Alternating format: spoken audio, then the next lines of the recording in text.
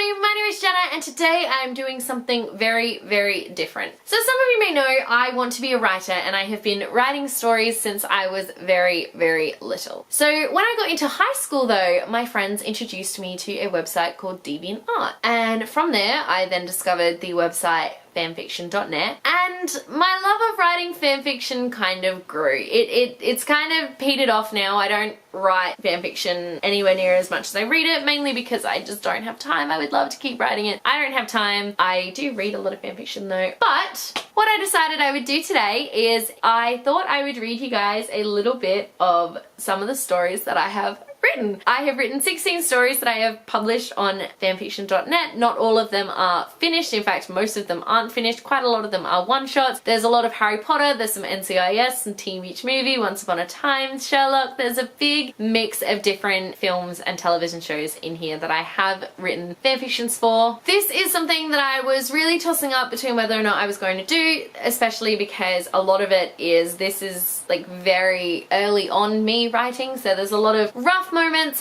but I am really excited to share that with you guys. I think that it's going to be so cringy, but I don't know, I think I'm really looking forward to it. If you guys like this video and you want to see me reveal more of my fanfictions, let me know in the comment section below and I might consider making a sequel to this video. So like I said, I have a lot of stories on here, but I think I'm going to start with one of my earliest stories that I ever wrote. So it's going to be hella cringy and it's probably going to be Harry Potter, let's be real. I won't read all of it because it's going to be so long, but let's just go with it. Actually, first story I ever wrote was one called Dwindling Fire, and it was an NCIS that we are never going to read because it is so terrible. It's actually so bad. I was like 14 when I wrote it. It's awful. The second one on here is a story that I started with my friend. It's a Harry Potter one. That's another one that we won't go into. I'll read you guys the blurbs of them though. So for the Dwindling Fire one, Tony DiNozzo is in love until his parents send him to boarding school. He then gets transferred and meets the love of his life again. What follows is Tony's emotional journey through life, complete with death and true love. I went real dark in this as well. I think there was like an attempted rape scene. I went real dark, like it was bad. I would never do something like that in a story just for the shock factor, which I think is what I did here. Now I'm like, just no, that's horrible. So one that I wrote with my friend was called Fallen. It was for Harry Potter. Rosie and Hugo are headed back to school and so is Scorpio. But what they don't know is that Bellatrix Lestrange is now headmistress. Can Rosie and Hugo live up to the standards their parents set, even with someone so evil running the school? I actually really miss this story. I remember we only wrote one chapter, but like I really liked it, so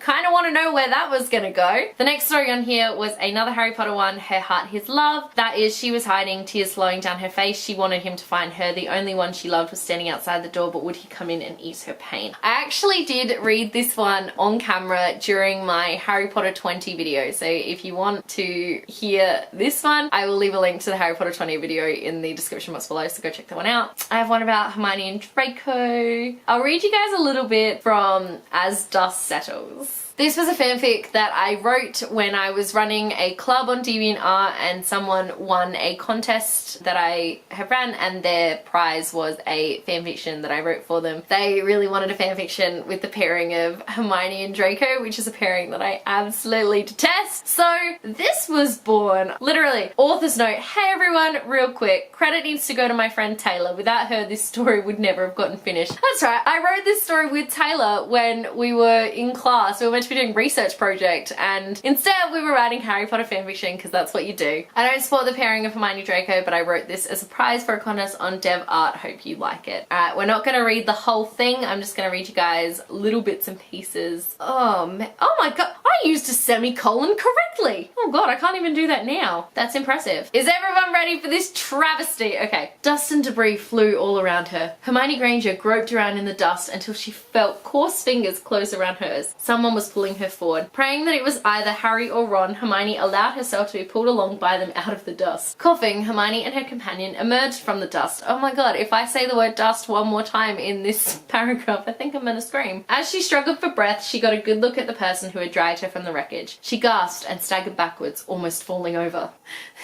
It's so dramatic, oh my god. It couldn't be. Why would he risk his life to save her? Hermione closed her eyes, hoping she was imagining things, but when she opened her eyes, there was no mistaking that slick blonde hair and the scowl on Draco Malfoy's face. Oh, this is why I don't reread my fanfictions. Oh no. We should go, he said in a quiet voice. Hermione studied his face carefully as a forced smile appeared on his lips. Draco cleared his throat and Hermione realized she had been staring at him. Oh right, yeah, she said hesitantly, afraid of going anywhere with him. Draco's hair made an involuntary twitch, as if he had gone to grab her hand. Whatever it was he had gone to do, he seemed to decide against it and shoved his hands in his pockets instead. I have a real thing where I find a word that I apparently really like and I use it multiple times in a paragraph. No, that's not how writing works. That's so bad. Oh my goodness. With a small jerk of his head, he gestured in the opposite direction of all the shouts that could be heard behind her. Hermione hesitated, torn between returning to the battle to help her friends and retreating to safety with Draco. But would she be safe? She thought about everything Draco had done to her and her friends since she had begun at Hogwarts. As a horrified look crossed her face, Hermione turned and began to run back towards the battle. Maybe Ron and Harry hadn't gone too far. There was still a chance to catch up to them. So the next part is all about Draco, like, assaulting her basically. Oh man. Oh! She punches him again! Awesome! Forget the others, let's just get out of here. Hermione could feel the anger bubbling up inside her, boiling to the max. How dare he say leave her friends behind? Just because he left his friends and family so easily didn't mean she could. He probably didn't even think about it. It would have been like a reflex. There's a fight, so I better run away. Her face reddened and her hand closed into a fist.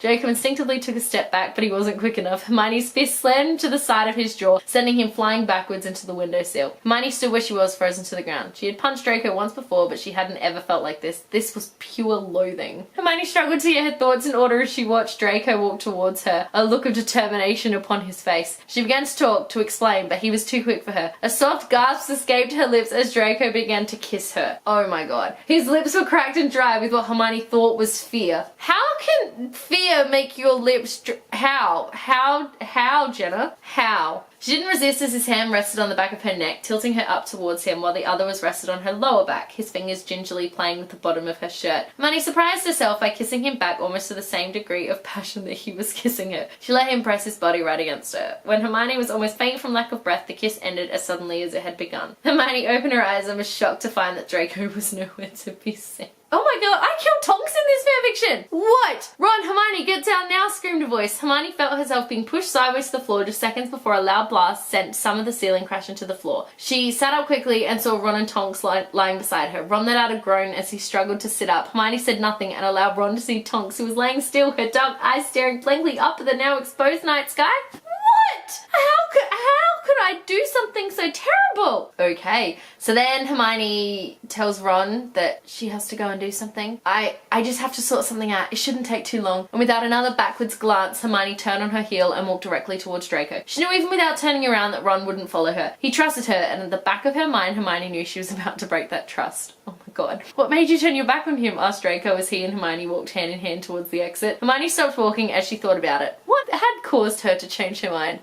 I wonder. Oh my god, I don't know really. Ever since I punched you back in our 3rd year, sorry about that by the way, I guess I developed feelings for you without realizing it. Maybe the kiss or me punching you again sort of opened up those feelings or let them loose or I don't know. That is an actual sentence that I wrote and it's terrible. Hermione finished as she threw her hands up in frustration. Why was it so hard for her to talk to him about this? Hey, said Draco as he caught her hands again. I don't mind. Hermione smiled at him. She couldn't believe that after years of loathing him, she was here now in his arms. Honestly, I can't believe it either and I wrote it. When did you decide you liked me? She asked without lifting her head from his chest. Right after you punched me, he said with a smile. Hermione laughed. Really? Yeah, I like a girl with a bit of fire. Hermione laughed again as she stood on tiptoes to bring her lips to his. If I've got fire, then never let me burn, she whispered. Never. I remember I had a thing very early on in my writing. I would never know how to end stories, so I would just end them on like a piece of dialogue. So bad. So there you go. That was As Dust Settles. Wasn't all of it, but it was enough that you got the gist of what was happening. Thank you so much for watching. Let me know what you thought of the fanfiction, how cringy it was, and let me know if you are interested in me doing more of these because I have a lot more stories to tell. If you like this video, be sure to give it a huge thumbs up and don't forget to subscribe to my channel so you don't miss a thing. Stay random.